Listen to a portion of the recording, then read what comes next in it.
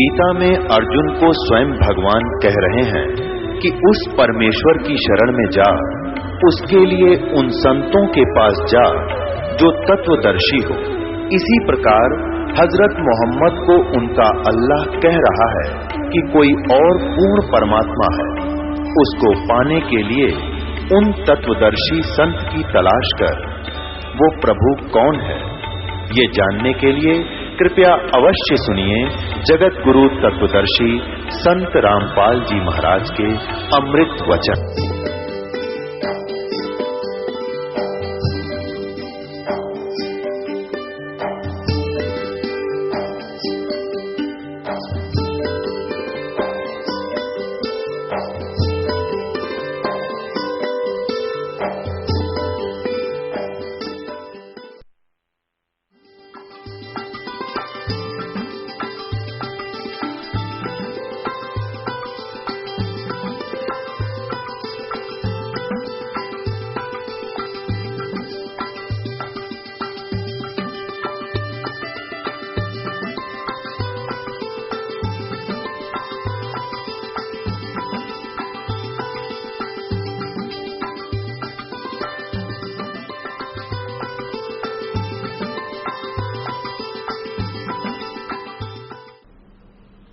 एक बहुत बड़ा अधिकारी था।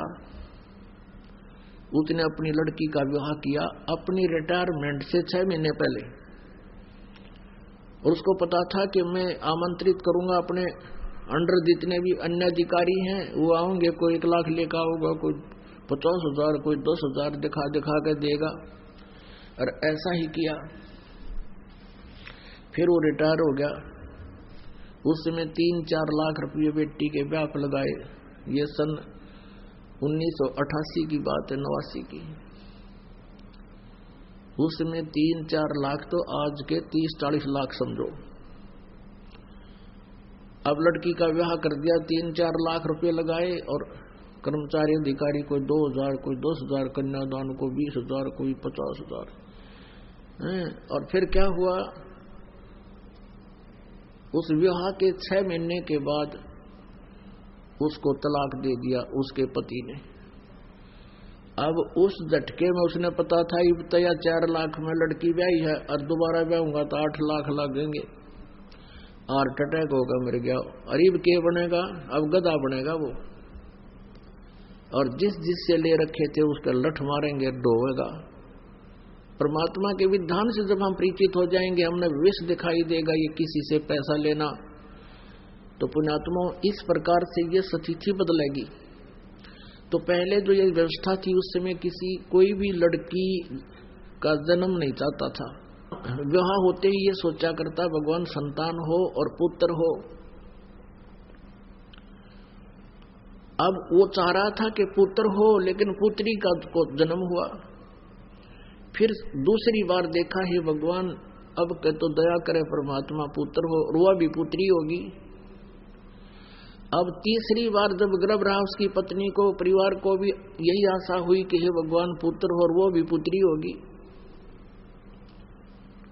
और चौथी भी पुत्री होगी, 5वीं भी बेटी होगी। अब क्या मनुष्य का चाहा हुआ, क्या मनुष्य का किया हुआ, वही हुआ जो उसके मस्तिष्क में पहले लिखा हुआ था। तो यहां अगर कोई ये सोचे तो इसको कहते हैं उस साहेब के हुक्म बिना नी तरवर पात हिलंदा। तो पुण्यात्माओं, जब हम इस आध्यात्मिक ज्ञान से परिचित हो जाएंगे, फिर हमारी 90% बकवाद हट जाएंगी। ये छोटी छोटी कथाएं हैं जो आपके बहुत काम आएंगी। एक समय एक गांव में, एक नगर में एक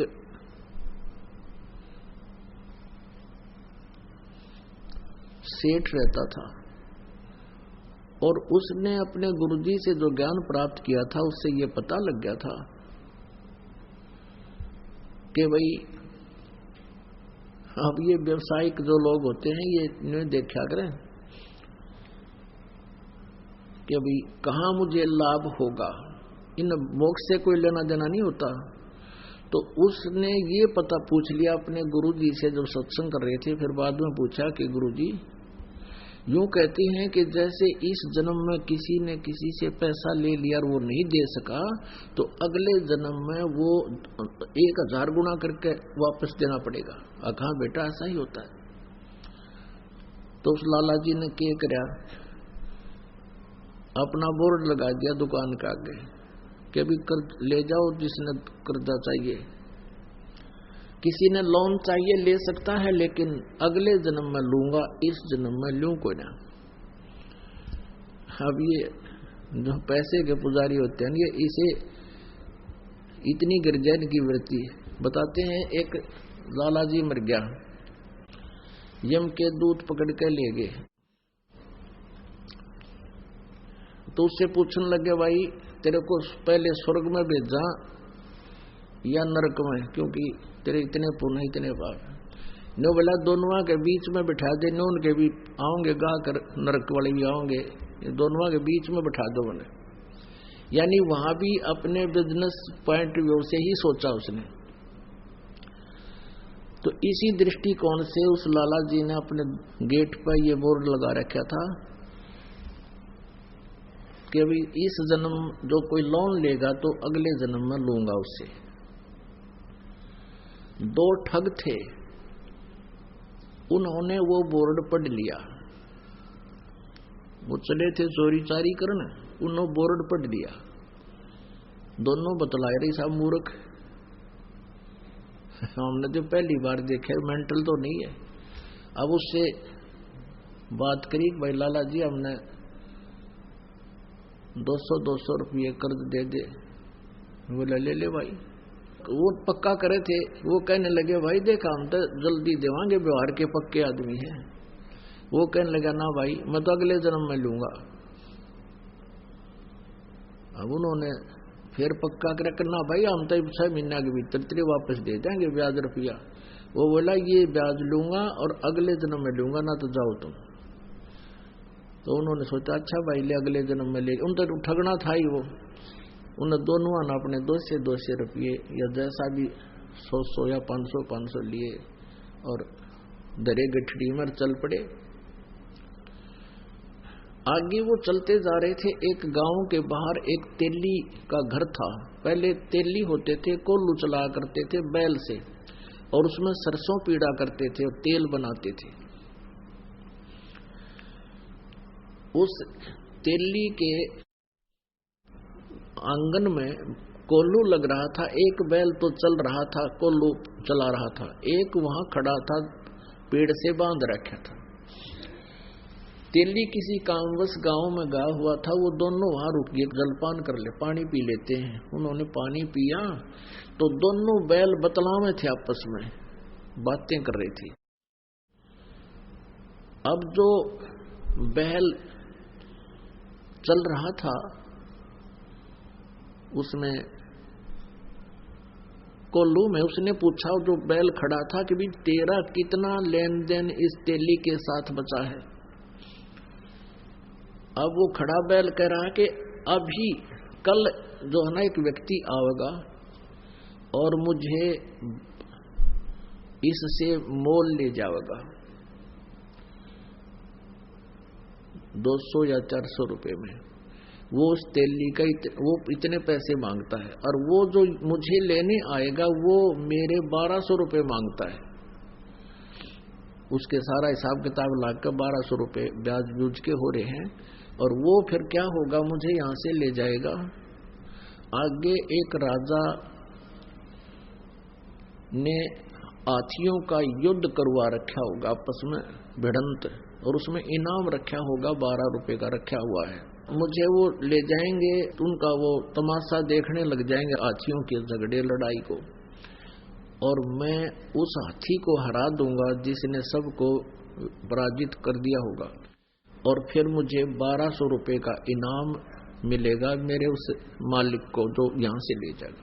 मेरी मृत्यु हो जाएगी, मेरा और उसका हिसाब बराबर हो जाएगा। भाई मैंने पिछले जन्म में उससे जो ना 20 रुपये लिए थे, आज वो 1200 हो गए।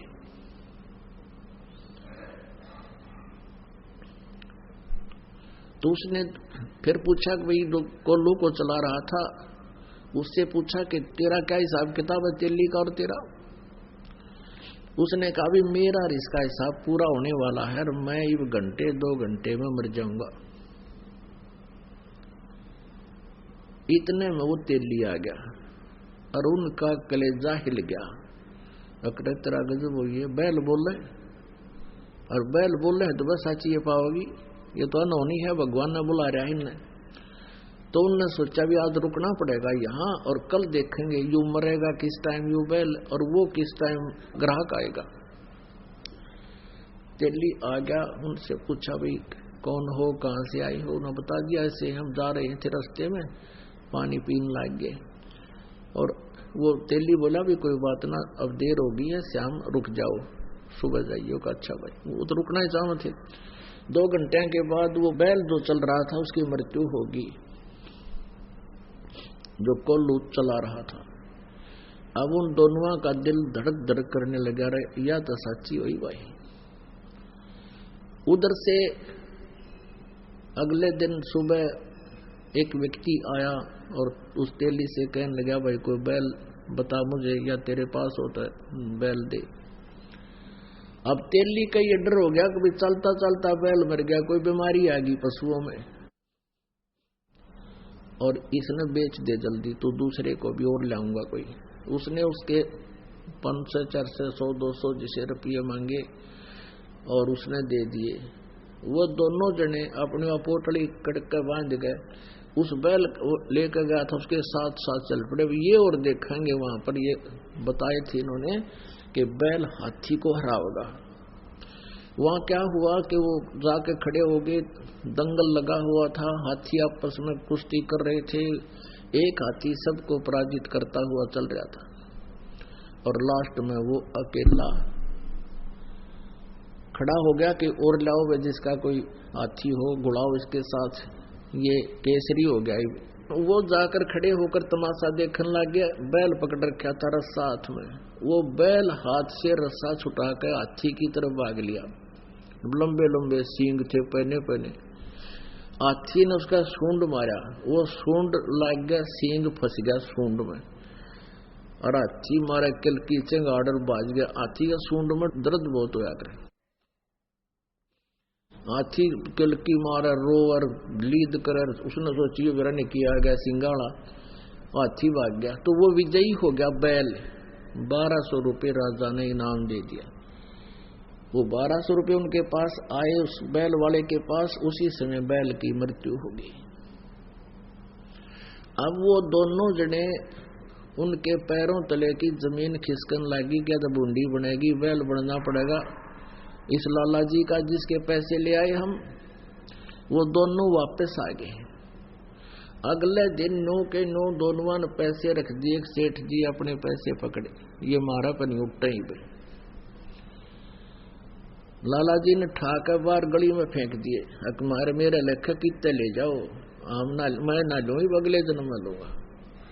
और वो ठाठा उल्टे जरे उसके हाथ जोड़े, लाला जी माफ कर दे, अगले जा मैं ना लू कती भी।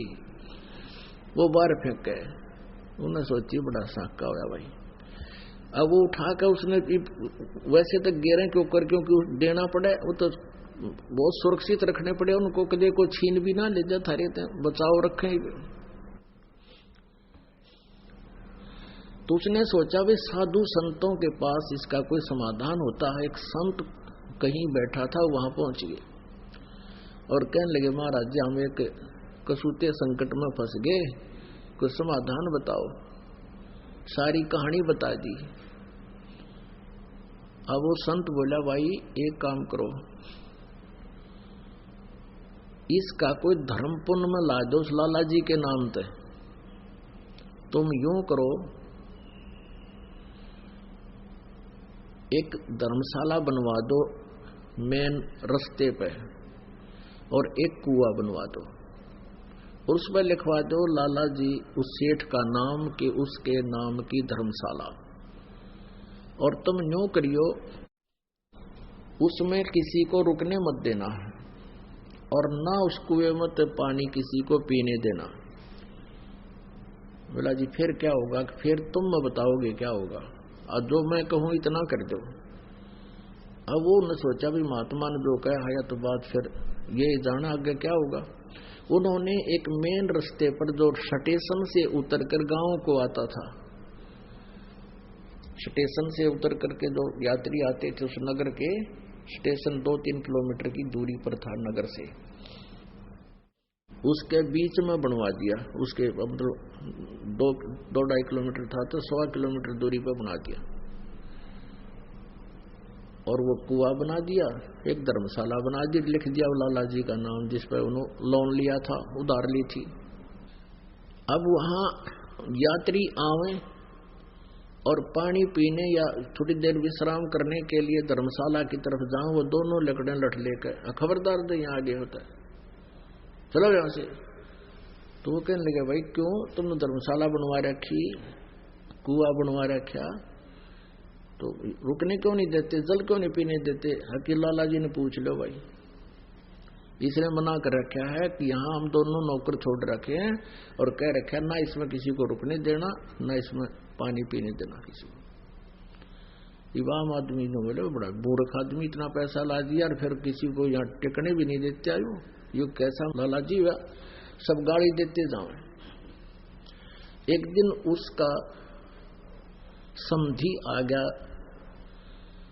उसके लड़की ब्याह रखी थी, वो समधी भी आया, उसने देखा पढ़ा अको हो तो अपने ही रिश्तेदार का बनवाया हुआ है, और अच्छी मरोड़ इसी में पहुंचा, चला उधर को, वो दोनों लकड़े लठ ले गए, खबरदार जो इधर आया है। वो कहने लगा क्या बात भाई, मैं इसका रिश्तेदार हूं। ने बोला बाहर चल, तू किससे का रिश्तेदार हो? इसने ये कह रखा इस सेठ ने कि इस धर्मशाला में कोई रुक नहीं जा और इस कुएं से कोई पानी नहीं पी ले, हमारी ड्यूटी ला रखी। वो कहने लगा रहा ये बड़ा नालायक आदमी, मैं तो इसको बहुत अच्छा आदमी समझू था रिश्तेदार को, ये तो जमा दुष्ट इंसान है? बता, प्याऊ बनवा रखी, कुआं बनवा रखा, धर्मशाला बनवा रखी, और किसी को रुकने नहीं दे रहा। वो आया फिर अपने रिश्तेदार के घर आना ही था उसने, तो उसने उससे कहा रे तू बड़ा नकम्मा आदमी, क्यों तो इतना पैसा लगावा था, तने वहां कितने पैसे लगा रखे, धर्मशाला बनवा रखी, कुआं बनवा रखा, और वो 2 मस्टंडे छोड़ रखे, तन ना पानी पीने देते किसी ने और ना वहां रुकने देते, फिर क्यों इतना पैसा बर्बाद किया, तेरी बुद्धि खराब होगी क्या? अब उन्होंने सोचा भाई कौन सा, कहाँ धर्मशाला है, कौन सा कुआं है। वो काफी देर सोचता रहा, क्या बात है, क्या कह रही हो आप? कह के मैं झूठ रहा हूं, तेरा नाम लिख रखा और तेरे नाम से धर्मशाला बनवा रखी, कुछ लाला जी ने धर्मशाला बनवा रखी है, उसी ने ये कुआं बनवा रखा है, और वहां 2 खड़े हैं, वो लटली इन लोगों किससे न्याण दे, लाला जी ने कह रखी है। उसने सोची देखूं तो कहा, वो उस दोनों जने आए, देखे तो वो खड़े सामने लट गए। वो जान गया कि ये तो भाई मेरी बेइज्जती करवा दी न। तो कहने लगे भाई तुम क्यों कर पीछा छोड़ो मेरा। वो सेठ बोला, न बोला मारी वो कलम तार दे और कह दे मेरे आए हो लिए भाई ये 2 जोड़े हाथ, मैंने तुम्हारे अपने लोन खत्म कर दिया और मान लिया भाई तेरा तुम्हारे सारे पैसे आ गए, मेरी बेइज्जती ना करो तुम। तो वो अपना गए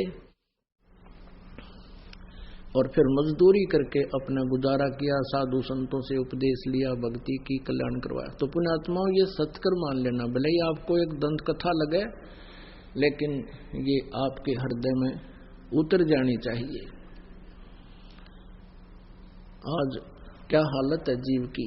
तो इस प्रकार जब अध्यात्म ज्ञान हो जाएगा आपको, आप ये गलती नहीं कर सकते हैं।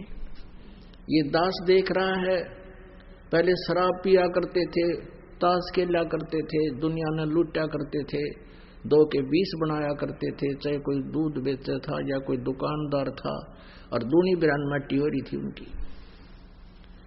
और आज वो प्राणी किसी का 10 रुपए आ जाते हैं ना, घर दे कहाँ वापस। एक बहन बता रही थी कि मैंने एक लाला जी से कपड़ा लिया, उसने रेट बताया कम बत्ती करके जो हमारा फाइनल रेट हुआ वो 200 रुपये का हुआ, और मैंने उसको 1000 का नोट दे दिया। उसने मेरे को 1250 रुपये वापस दे दिए, चुप करके उसका धोखा लगा। तो मैंने उस टाइम तो ध्यान रहा नहीं, और घर आके देखा कि मैं तो इतना का सामान लाई हूं और इतना पैसा मेरे पास, ये फालतू आ गया सेठ का। अगले दिन गई और उसके वापस पैसे दिए उसने, जितने भी वो फालतू थे। वो उसके मुंह का नहीं देखा। ए बेटी तू तो देवी उतर रही है, यहाँ तो ठा ले जा, वापस देने की बात दूर से। जब दाव लग जाता कि मैं और भी ठा ले जा लोग, और तू वापस देना आ गई, मेरा तो याद भी ना थे। तो पुण्यात्माओं, इस प्रकार फिर आप के पास किसी का एक नया पैसा भी हजम नहीं हो सकता। आत्मा नहीं मानना आपकी, क्योंकि इसको पता है फिर के दुर्गति होगी और कैसे पूरे करने पड़ेंगे। गधा बनकर कुम्हार के घर पे ये प्राणी उसके पूरे करेगा, और फिर कितना कष्ट उसके ऊपर से गुजरेगा वही जाने। तो पुण्यात्माओं, परमात्मा कहते हैं अपनी महिमा बताने के लिए कि तुमने उस दरगाह का मैल नहीं देखा और धर्मराज के तिल तिल का लेखा। तो प्रसंग चल रहा है कि जब हम परमात्मा के आध्यात्मिक ज्ञान से परिचित हो जाएंगे, फिर हमारी एक विशेष व्यवस्था बनेगी, आत्मा के अंदर एक विशेष उभार आवेगा। अब देखता ये दास, आज भी कम से कम 4 भक्त आए थे, नो बोले जी रास्ते में 100 रुपये पड़े पाए। अब वहां देवा किसने, यहाँ दान कर दिया, घर पर नहीं प्रयोग हो सके। और पहला केस अतिथि थी, नो देख के ठा करते, को देखते ना ले और गोज मगा लेते। तो ये वृत्ति हमारी बदलती जा रही है। कोई कहता 500 रुपये, कहता जी ऐसे 5000 रुपये पड़े मिले मुझे। और जा रहा था, एक व्यक्ति आ रहा था, मुझे ऐसा लगा जैसे इसका कुछ गुम हो गया। मैंने उससे पूछ लिया, भाई कहाँ से आए हो, कहाँ जा रहे? वो कहने लगा, कहाँ जा रहा हूँ, मेरे पैसे गिर गए और जेब मत निकल गए, किस प्रकार मैं कुछ सामान निकालूं था और सारे देख लिया, मैंने पाए नहीं। कितने पैसे थे तेरे भाई? कि 5000 रुपये थे, ये नोट थे। नो बोला, नो के जब मैंने उसको निकाल के दे दिए कि ये थे। उसने सीने से लगा लिया मेरे को। नो बोला, राज के युग में इसे देवता बचे हैं। तो पुण्यात्माओं, ऐसे ये बिल्कुल स्थिति बदल जाएगी और आपकी आत्मा इतनी खुश होगी उस पैसे को वापस दे करके। और यदि हम किसी की चोरी करते हैं तो दूना दुख होता, उस प्राणी का दूना विनाश होता है। एक भक्त बहुत गरीब था, किसान था, और उसने परमेश्वर कबीर जी, क्योंकि वो परमात्मा रह कर आते रहते हैं, कभी किसी साधु रूप में, किसी संत रूप में, या किसी वैसे एक जीवन वो पूरा एक जनसाधारण जैसा जी कर भी पूरा करते हैं। तो वो गरीब आदमी था, वो कहने लगा, महाराज जी बहुत ही स्थिति खराब है, परमात्मा का ज्ञान सुना, परमेश्वर ने कहा बेटा नीत साबित रखिए, तेरा कमी नहीं रहेगी और ये भक्ति करता रहे, जितना तुझे चाहिएगा भगवान 21 देगा तुझे। अब क्या हुआ कि उसके एक बैल था, उससे गुजारा कर रहा था। एक चोर था, उस चोर ने क्या सोचा, वो चोरी करने के लिए निकला, उसने देखा एक गरीब व्यक्ति और गर्मी के दिनों में सो रहा है, उसके एक बैल बंधा है, उस एक का बैल न चुरा ले गया। अब चोर तो क्या है, जैसे 100 रुपये का बैल होगा, उस समय की बात, बहुत पुराने समय की है, तो किसी समय में लालो इसको, तो एक उदाहरण है और सच्चाई है। तो उसने तो 10 रुपये का बिक गया, वो भी बेच दिया कि कहीं कोई पकड़ा ना जाता, या 20 रुपये का, और बेच ब्याज खा पी कर फुर वो तो फिर उसाए हो गया। उसने कुछ दिन के बाद फिर ऐसे चोरी करता करता उसने सोची, चल उस जिसका बैल चुरा के लाया था वो शरीफ आदमी लग गया ना, को पुलिस रिपोर्ट करी उसने, उधर ही चलते हैं। वहां जाकर देखा उसने 1 वर्ष या 2-1.5 वर्ष के बाद क्या देखा कि उसके 2 बैल बंधे हुए हैं, बहुत अच्छी सतिथि के, और वो सो रहा है रात्रि के समय। उस चोर ने उसके दोनों चुरा लिए, दोनों बैल चुरा लिए और ले गया। उनको बेच ब्याच के और अपना कर दिए फुरफुरा। वो फिर न्यो के न्यो उसको फिर टोटा सताने लगा। वो फिर चला, वो इधर उधर घूमता घामता। उसने सोचा एक बार फिर उधर देख लो, वो तो शरीफ आदमी है, कोई ऐसी प्रतिक्रिया भी नहीं कर रहा, ना किता किसी खोजी को लेकर पीछे चलता है। उसने वहां जाकर देखा, क्या देखा कि उसके 4 बैल बंध रहे, 4 बैल खागड़ के से। अब उस चोर ने सोचा भाई मेरा तो नाश हो लिया और 3 बैल चुरा चुका मैं इसके, और इसके आज 4 बैल बंधे हुए हैं। भाई ये कौन सा जंतर मंत्र है इसके पास, इसने यो पूछूंगा मैं तो। और उसने वो वहीं सो रहा था किसान, उसको उठाया कि भाई उठना एक बार। वो किसान कहने लगा, सोया था ने बोला भाई मुझे मत छेड़, मुझे सोने दे, सारा दिन काम किया है, नींद अभी लेटा हूं, सोने दे। वो कहने लगा भाई मैं चोर हूं। वो चोर कहने लगा मैं चोर हूं। जो बोला भाई चोर है ना, अपना काम कर दो, तू आया है, मुझे अपना सोने दे। अब वो कहने लगा रहा जो काम मैं करना चाहूं था वो मेरे तीब होता को ना, इसलिए तुझे जगाऊं ना, मैं कितने जगाऊं वो। अब मैं चोरी नहीं कर पा रहा हूं, मैं ये पूछना चाहता हूं कि ये कौन सा जंतर मंत्र है तेरे पास भाई। फिर उसने बताया भाई चाहे मारिए चाहे छोड़िए मुझे, चाहे सदा दिए दंड दिए, अब सच्ची बात बताऊंगा, तेरा पहला बैल भी मैं चुरा कर ले गया था और मैंने तो वो पैसा मेरा न्यों गया बर्बादी में, और तेरे दूसरे 2 बैल भी मैं चुरा कर ले गया था। आज मैं जो का तू उसी स्थिति में हूं और तेरा ये 4 बैल बंध रहे हैं, इसलिए आज से मेरे पर चोरी ना होती भाई।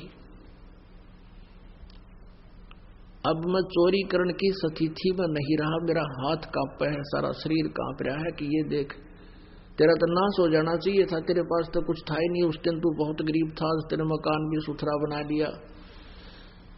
तो वो बैठ गया। फिर ने बोला भाई जब तने आए जड़ी पूछ ली तई बताऊंगा, बैठ जा तू। भाई अगर इस चोरी करने से कोई सेठ हो साहूकार बने तो कोई करके नहीं खावे, सब चोरी कर ले। तूने तो भाई घोर पाप इकट्ठा कर लिया। परमात्मा की भक्ति कर, मैं बताता हूं मैं कैसे मुझे भगवान सहारा दे रहा है, मैंने गुरु बना रखा है, और तू चल तुझे नाम दिलाऊंगा अपने गुरु जी से, और तो भी तेरी भी ऐसी मदद होगी। वो बोला भाई ठीक है, मुझे कुछ भी दिला, कुछ भी बराबर, पर मुझे यह जड़ी बता दे जो नूर सेठ होया करे। गुरुजी के पास ले गया, उसको बताया।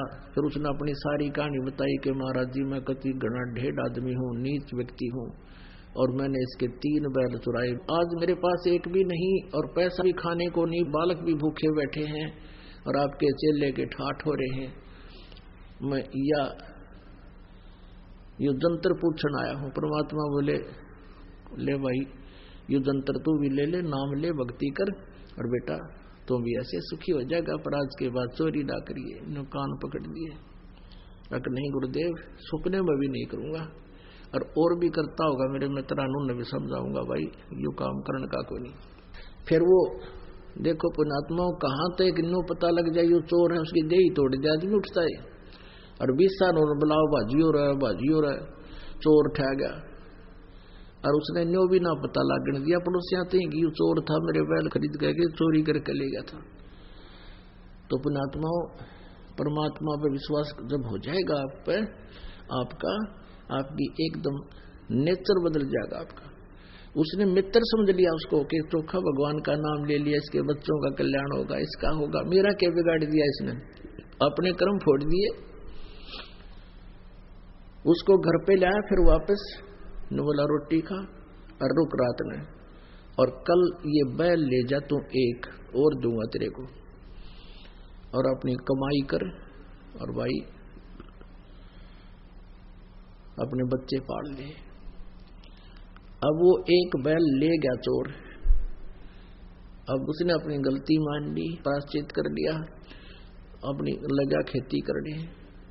अब 2 साल के अंदर वो 4 बैलों के पैसे लेकर और वापस आया, जिसके वो चोरी करके ले गया था 3 बैल उसके, और एक वो उसने उधारा दिया था। 4 बैलों के पैसे लेकर उसके पास पहुंचा 2-3 वर्ष के बाद के, ले भाई ये तेरे बैल चुराए थे उनके पैसे, अरे का आपने मुझे उधारा दिया था इसके पैसे, आज मैं परमात्मा ने मेरे ऊपर मेहर बख्श दी और सब तरह से मैं सुखी हो गया। पहले भी आता रहता था, सत्संग सुनता रहता था, विचारधारा परमात्मा से सुनता रहता था। फिर उस दिन वो लेकर आ गया पैसे, पता लग गया कि इसका लोन मैं क्यों रखूं अपने सिर पे। तो उसने कहा भाई मैं ना दूं एक ना पैसा तेरे, मेरे तो भगवान ने ठाट कर रखे, तो इस पैसे को चल गुरुदेव के चरणों में रख दे, तेरा धर्म में लग जाएगा। ऐसा ही किया गया। तो पुण्यात्माओं, ये बातें कहने सुनने की नहीं, ये कर पाड़न की है। ये सच्चाई है कि आप देखना इस परमात्मा के हाथ एक बार लग कर देखो सच्चे दिल से।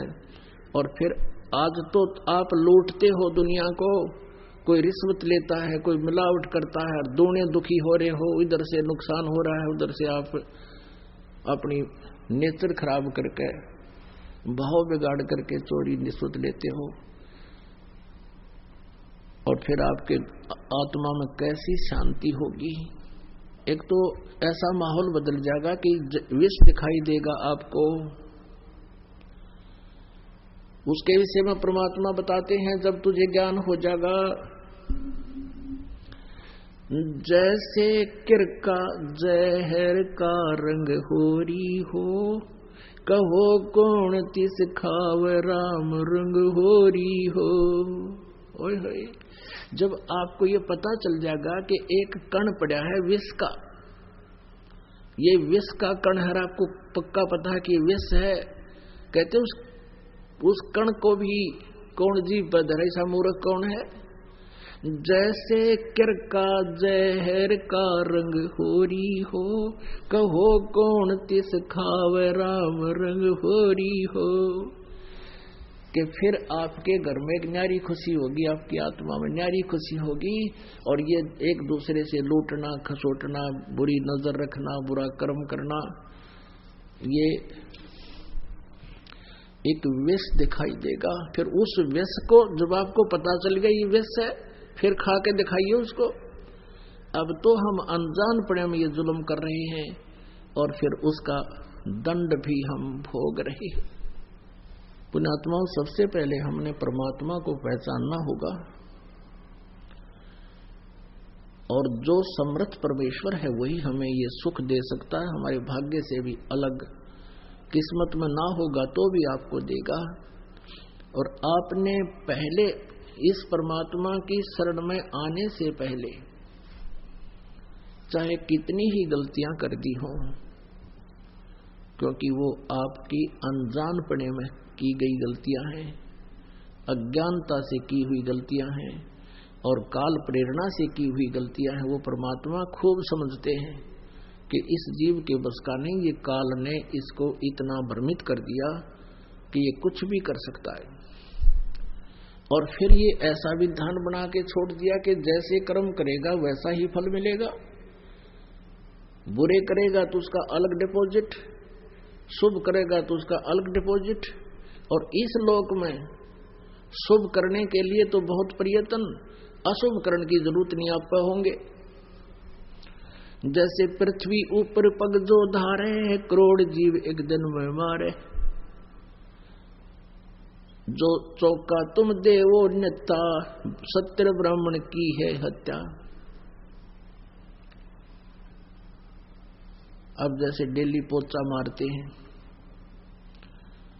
या वैसे लीपते हैं, या वैसे सैर सपट्टा करते हैं, या कोई खेत में हल जोतता है, या मजदूर कस्सी से खोदता है, करोड़ों जीवों को मारकर श्याम को विश्राम करता, इतने पाप इकट्ठा कर लेता है। और पुण्य एक भी नहीं हो सकता, क्योंकि शास्त्र विधि को त्याग कर जो मनमाना आचरण करते हैं उसको कोई लाभ नहीं होता, न उसको सुख होता है, न उसकी गति होती है, न उसके कोई कार्य में कोई सिद्धि प्राप्त होती है, न उसको कोई सुख होता है। गीता के अध्याय नंबर 16 के श्लोक 23 में स्पष्ट किया है कि शास्त्र विधि को त्याग कर जो मनमानी पूजाएं करते हैं। अब आज तक इस तत्व ज्ञान से आपको पता चलेगा कि आप क्या साधना करते थे।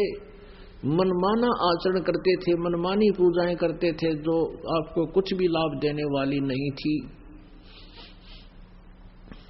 तो जो पूजा साधना आप करते थे वो तो यूजलेस, और जो भी दान आप करते थे बिना गुरु के, क्योंकि पूरे गुरु बिन बात नहीं बनती। इन नकली गुरुओं को, नकली मेहनतों से आपने उपदेश ले भी लिया, गुरु शिष्य बन भी गए, तो इनसे भी कोई लाभ नहीं होगा। तो उससे क्या होगा कि आपका पुण्य तो एक भी नहीं बना था और पाप इतने बने जिनमें गिनती नहीं हुए। तो आप जब तक पूर्ण परमेश्वर कबीर देव जी की शरण में इस दास के माध्यम से नहीं आओगे, नकली कबीर पंथियों से भी आपको कोई लाभ नहीं होगा। इस दास के अतिरिक्त सभी डुप्लीकेट पंथ हैं, ये कबीर पंथ में भी इनके पास सतनाम नहीं है, इनके पास सारनाम नहीं है, और सतनाम और सारनाम ही मोक्षदायक है और पाप नाशक है। वो केवल इस दास पर रजा बख्शी है परमेश्वर, ये सत्कर मान लेना, ये अभिमान नहीं, ये सच्चाई समझना। तो उसके अतिरिक्त जो भी आप साधना कर रहे थे वो तो यूजलेस थी, कोई पुण्य नहीं, और पाप आप पर बने थे, पापों का ढेर लगता चला जावा था, और आपके जो कुछ पिछले संस्कार पुण्य थे वो इस जीवन में समाप्त हो जाने थे। और फिर अगले जन्म में क्या होगा, वो पाप भोगने के लिए 84 लाख प्रकार के प्राणियों के जीवन में आप जी की विरानमाटी शुरू हो जाती है, दुर्गति शुरू हो जाती है। एक जीव का आप देख लो जीवन, क्योंकि अब तो आपका नशा हो रहा है, 2 टाइम पर टूक मिल जाए, अच्छी मोटरसाइकिल कार होगी, सामने गुटी ला लें, अब फिर पता ही नहीं क्या होगा आगे। इतनी सोचने की समय नहीं छोड़ रखा काल ने। लेकिन इस सत्संग में आने से आंखें खुल जाती हैं पुण्यात्मा की कि क्या कर रहा था और क्या करना चाहिए था। फिर ये इन प्राणियों को देखकर चिंतित होता है, भगवान यदि आज भगवान कबीर साहब की शरण न मिलती तो हम भी ऐसे ही भटक रहे होते, कहीं पशु बनते, कहीं पक्षी बनते। तो पुण्यात्मा परमात्मा के इस ज्ञान से जो पुण्यात्मा होती है उनको एक डर विशेष बनेगा, और भय बिना भक्ति बने नहीं। अब जैसे कई व्यक्ति कह देते हैं कि जो संतों ने वाणी बोली है, एक तो यथार्थ, एक भयानक, एक ऐसी एक वैसी। जैसे कोई कहता भी किसने देखा आगे क्या होगा, पशु बनेंगे या पक्षी बनेंगे, ये तो कहने की बातें हैं, ये तो डराने के लिए होती हैं। अपन आत्माओं को चोरी चोर करता है, उसको कोई बुद्धिमान जेंटलमैन बताता है कि भाई चोरी ना कर, चोरी नहीं करनी चाहिए, पुलिस पकड़ेगी, तुझे कुटेंगे, काला मुंह करेंगे, तेरी सजा होगी, ऐसा ये गलती ना करें। और वो न्यू सोचे कि ये तो डरावे हैं, डरान के मारे कह रहे हैं, कुछ नहीं होना। लेकिन जिस दिन वो पकड़ा जाएगा चोरी करता, उसका बक्कल भी उतरेगा और उसका काला मुंह भी करेंगे और जेल में भी ठोका जाएगा। वो सारे काम बनेंगे उसके साथ में। अपन आत्मा यदि वो व्यक्ति उस जेंटलमैन की, वो चोर जेंटलमैन व्यक्ति की बात को मान लेता और उस डर जाता उससे, तो उसका समाधान हो जाता। वो डर भी था और सच्चाई भी थी। और उससे ना डर के उसने कितना काम बिगाड़ लिया। इसी प्रकार ये सच्चाई भी है और डर भी लगेगा, और भय बिना बात बना नहीं करती। और डर कब लगता है? जब हम ज्ञानवान हो जाएंगे। जैसे एक छोटा सा बालक, अबोध बच्चा सर्प को पकड़ लेता है। एक बहन बतावा थी कि मेरी लड़की का लड़का आंगन में खेल रहा था, पशुओं का आंगन था, पशु खेतों में चले गए थे और उसकी माँ उसको वहां छोड़कर पशुओं का गोबर बाहर डाल रही थी। एक सर्प आ गया, काला सर्प, उसने जाके उसको अच्छी वस्तु जान के यूं पकड़ दिया। पकड़ते ही वो हाथ पर डस गया, उसने वो छोड़ दिया, वो खिसक गया। कुछ देर के बाद उसका हाथ सूजना शुरू हो गया। अब वो बच्चा बता नहीं सकता, उसकी माँ पूछे क्या लग गया। उस समय तो उसको कोई बच्चे को दर्द भी महसूस नहीं हुआ, थोड़ी थोड़ी सी वो बोलता था, ज्यादा भाषा नहीं बोल पा रहा था। डॉक्टर के पास ले गए। डॉक्टर ने बताया कि इसके किसी विषैले जानवर ने काट रखे हैं। फिर बच्चे से पूछने लगे, बेटा कैसा था, क्या था, किसने डस दिया? वो कहने लगा, भैंस की पूंछ कैसा था, काला काला। अब उसको ये नहीं मालूम था ये सांप था। उसने वो सांप पकड़ दिया और उसने डस दिया। तो मुश्किल से जान बची उस बालक की। तो एक हफ्ते के में जाकर होश में आया वो।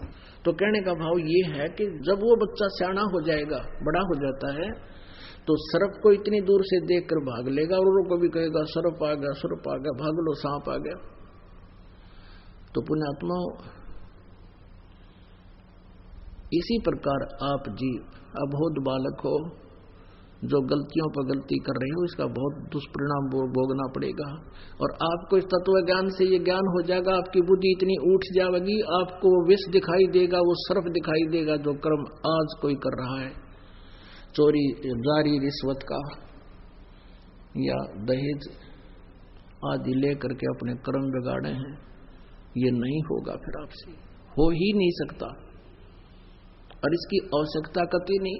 हम कितना दूसरे के धन को लेकर सुखी हो सकते हैं? अपना इतिहास पढ़ लिया, सुन ली कथा, ये सच्चाई है, सत्कर मान लेना। तो पुण्यात्माओं, इस तत्व ज्ञान से आपकी पूर्ण रूप से आत्मा निर्मल हो जाएगी, और फिर इस निर्मल बुद्धि आत्मा के अंदर ये सतनाम रूपी बीज आप में बहुत अच्छी तरह फल फूल लगा। भगवान की भक्ति शक्ति आपको इतना सुख देने लग जाएगी, आप सोच भी नहीं सकते कि सचमुच भगवान ऐसा अब भी कर रहा है। पिछले उदाहरण सुना करते थे हम कि भगवान ऐसा दे दिया, उसको ऐसा कर दिया। आपको वर्तमान में दिखा देंगे, रोज कथा सुनाया करोगे अपने मित्रों को कि आज मेरा इतना ऐसा हो गया, ऐसा सुख हो गया। ये वो परमात्मा है, परमपिता परमात्मा कबीर परमेश्वर जी हम सभी के जनक हैं, कुल के मालिक हैं। हम सभी आत्माओं के एकमात्र वो हितैषी हैं, और इसीलिए वो अपने सतलोक को छोड़कर, इसे सुंदर इतने अच्छे लोक को छोड़कर यहाँ आते हैं, गंदे लोक में कुछ समय रहते हैं, और उस समय हम काल प्रेरणा से उनके साथ कितना दुर्व्यवहार करते हैं। पुण्यात्माओं, एक जब परमेश्वर यहां आए हुए थे, एक रामानंद नाम के महर्षि थे, ब्राह्मण, और उनका बहुत बोलबाला था। उन्होंने 1400 ऋषि शिष्य बना रखे थे, और वो उनका प्रचार किया करते थे। महर्षि रामानंद जी द्वारा निकाले निष्कर्ष, कंक्लूजन, जो उन्होंने वेदों, गीता और पुराणों को पढ़ा था, उसके आधार से वो अन्य जनता को शिक्षा दिया करते थे।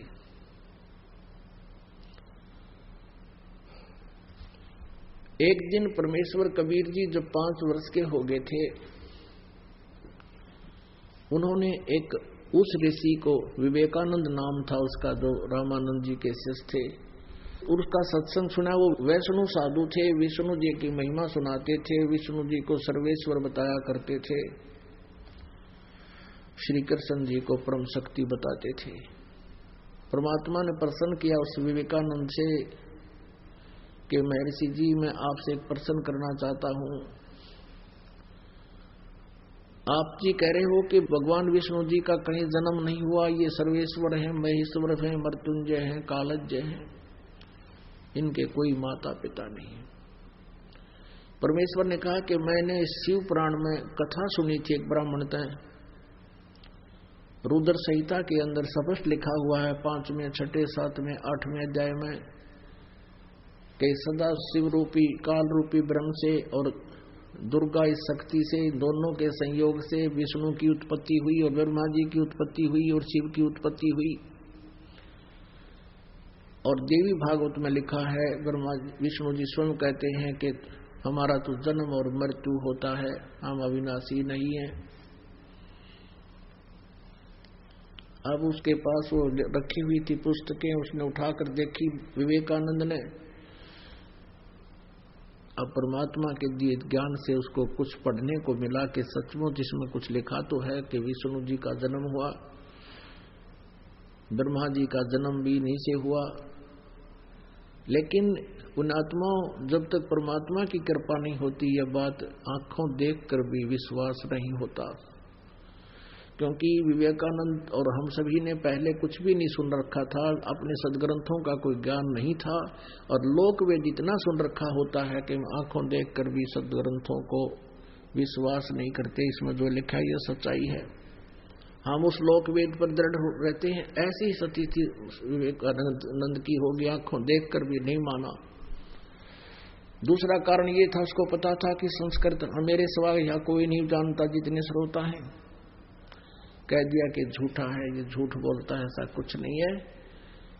और परमात्मा कबीर जी 5 वर्ष के थे, तिलक लगा रखा था जैसे वैष्णव साधु लगाया करते हैं। विवेकानंद जी ने पूछा कि तू कौन है, क्या तूने कहीं दीक्षा ले रखी है? तो परमेश्वर कबीर जी के बोलने से पहले ही श्रोता कहने लगे ये तो उस नीरू धानक का बेटा है, दुल्हाई का बेटा है, इसका कबीर नाम है, इसकी तो आदत खराब है, ये किसी भी ऋषि महर्षि के पास जाकर उठपटांग बातें करता है, सबको ऐसे ही पूछता रहता है। एक आध श्रोता ही ऐसे बोलने लगा। तो विवेकानंद ने पूछा कि तू इतनी गहरी बातें सदग्रंथों की बोल रहा है, क्या तूने कहीं दीक्षा ले रखी है? कबीर परमेश्वर ने कहा कि हाँ, मैंने गुरु बना रखा है। उस विवेकानंद जी ने पूछा कि तूने कौन गुरु बना रखा है? कि जो आपने बना रखा है वो मैंने बना रखा है। अब विवेकानंद जी कहने लगा तू सीधे मुंह बात कर, तू जुलाहे का शूद्र का लड़का, और मैं ब्राह्मण और मैंने महर्षि रामानंद पंडित से नाम ले रखा है, वो तेरे जैसे शूद्रों की तो शकल भी नहीं देखता। तू झूठ बोलता है, कपटी है। देखो रे लोगों, ये क्या बकवास कर रहा है, मेरे गुरुजी की बेइज्जती करता है, शूद्र होकर के मेरे स्वामी जी से इसने नाम ले रखा है।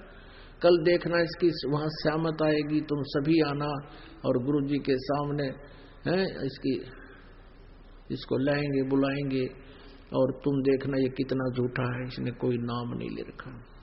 अपनात्मा अगले दिन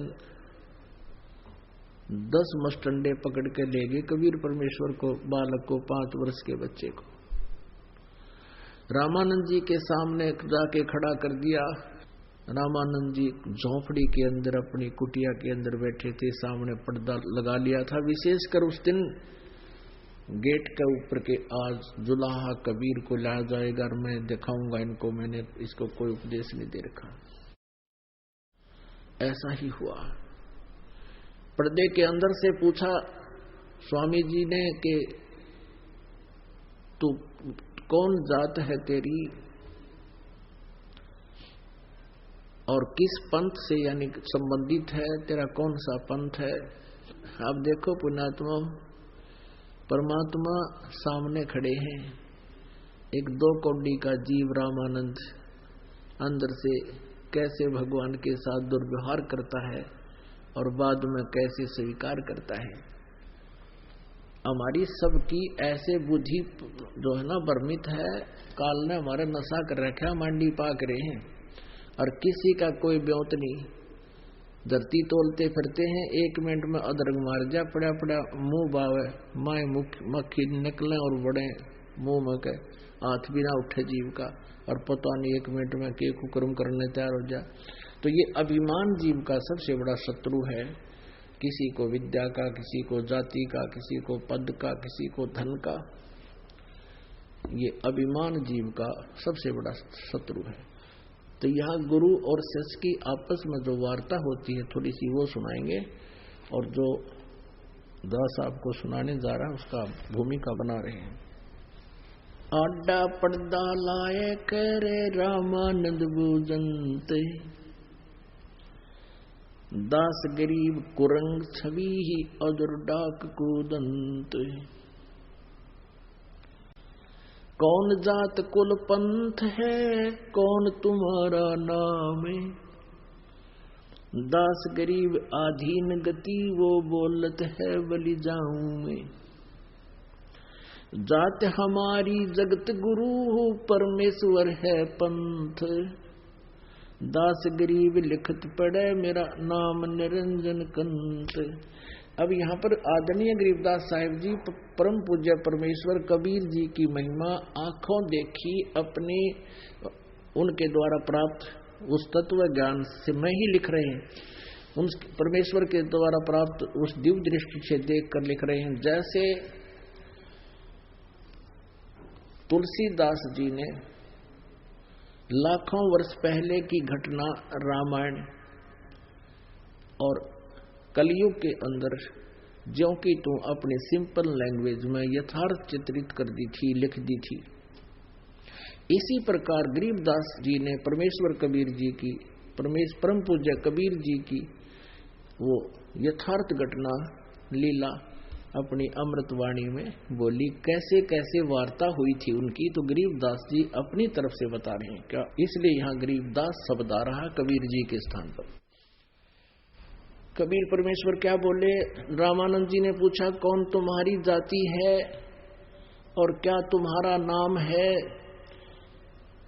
तो गरीबदास जी कहते हैं आधीन होकर जैसे गुरु जी के सामने एक शिष्य सुयोग्य शिष्य को व्यवहार करना चाहिए ऐसे कर रहे हैं। और क्या बोले, बोलत है आधीन गति, आधीनी से बोल रहे हैं। गरीबदास जी कहते हैं मैं बलिहारी जाऊं उस परमेश्वर के समर्थ शक्ति होते हुए इतने विनम्रता से बात कर रहे हैं छोटे से जीव के सामने। जात हमारी जगत गुरु और परमेश्वर है पंथ, दास गरीब लिखत पड़ा मेरा नाम निरंजन कंत। पुण्यात्मा इस परमात्मा की ये घटना लीला याद आती है, क्योंकि आप जिन इतना सुन नहीं रखा, नए नए भक्त आए हैं। इस दास जी को जब ये बातें चित्रित होती हैं, वो घटना इधर परमात्मा खड़े हैं 5 वर्ष के बालक के रूप में, महर्षि रामानंद जी बैठे हैं और अपने एक जीव को सद्बुद्धि देने के लिए परमात्मा कितना कष्ट उठाते हैं। अब रामानंद जी गालियां दे रहे हैं भगवान को और वो करबद्ध खड़े हैं। तो पुण्यात्माओं हमारा हितैषी कौन है?